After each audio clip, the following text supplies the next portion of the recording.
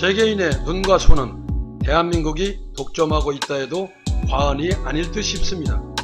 지구촌 어느 구석을 가도 메이드 인 코리아의 텔레비전이 안방을 차지하고 있고, 역시 한국산 스마트폰이 77억 세계인의 사랑 속에서 손을 떠날 줄을 모르고 있습니다. 해외여행 시 별의 숫자보다 한국산 텔레비전 보유가 특급 호텔의 기준점이 된다는 얘기도 있습니다.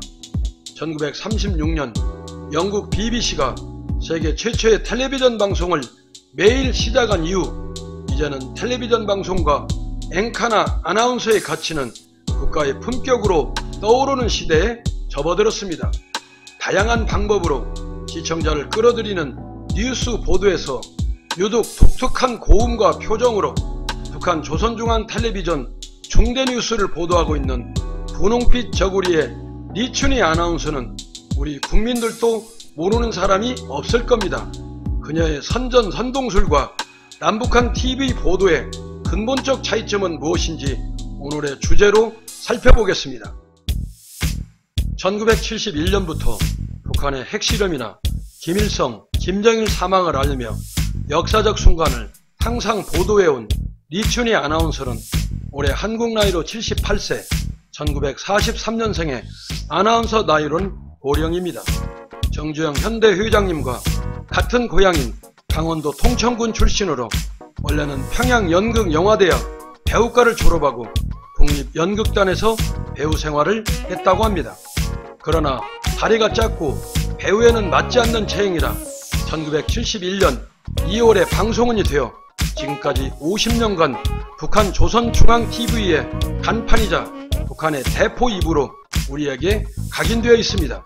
특유의 선동적이고 찬양적인 어투는 대사 전달력이 좋아야 하는 배우로서 정식 교육을 받은 배우 출신이라 가능하고, 그녀만이 가지고 있는 기백 있는 음성이 후배들이 나오지 않아 지금까지도 장수하고 있는 선전선동의 대가로 평가받는다고 합니다. 그녀가 나타나면 좋지 않는 보도가 나와 서방 세계에서는 핑크빛 저고리에 불길한 보도를 하는 아나운서란 칭호가 생겼다고도 합니다.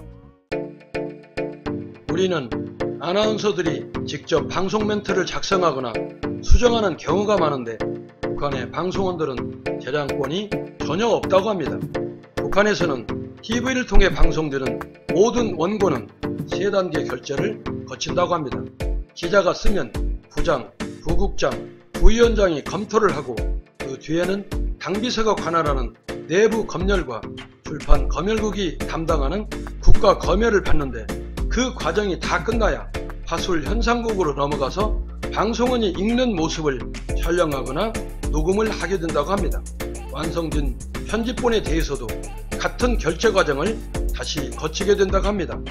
보도 내용뿐만 아니라 방송원들의 소개말도 모두 같은 방식으로 진행되기 때문에 절차가 복잡해 방송 제작 시간이 오래 걸리고 복잡한 검열 체계로 북한 뉴스에는 생방송이라는 게 없다고 합니다. 뿐만 아니라 운동경기 중계방송도 혹시 무슨 일이 벌어질지 모르니 1시간 정도 시차를 두고 방송을 하며, 특히 김정은 위원장 동정 보도를 할 때는 김정은이 해당 지역을 완전 벗어난 뒤에야 방문 소식을 보도할 수 있도록 돼 있다고 합니다. 앵커는 자신의 의견을 말하며 뉴스를 진행하는 사람이고, 아나운서는 뉴스를 전달하는 사람인데 북한에는 아나운서만 있고 앵커는 없습니다. 표현의 자유와 언론의 자유가 없다 보니 방송 보도의 신뢰성을 전혀 알 수 없고, 자료 화면에는 평양 시내 주민들이 온통 마스크 착용을 하며 생활하고 있는데 코로나19에 대한 감염 상황에는 전혀 보도가 되고 있지 않습니다. 그들만의 세계에서 그들은 익숙돼 있겠지만 겁나 많은 정보 속에 살고 있는 우리로서는 도저히 이해가지 않는 부분입니다. 다만 분홍빛 저고리에 리춘희 아나운서의 불길한 보도가 없기를 바라는 마음으로 코스모스 메아리가 메아리쳐 봅니다.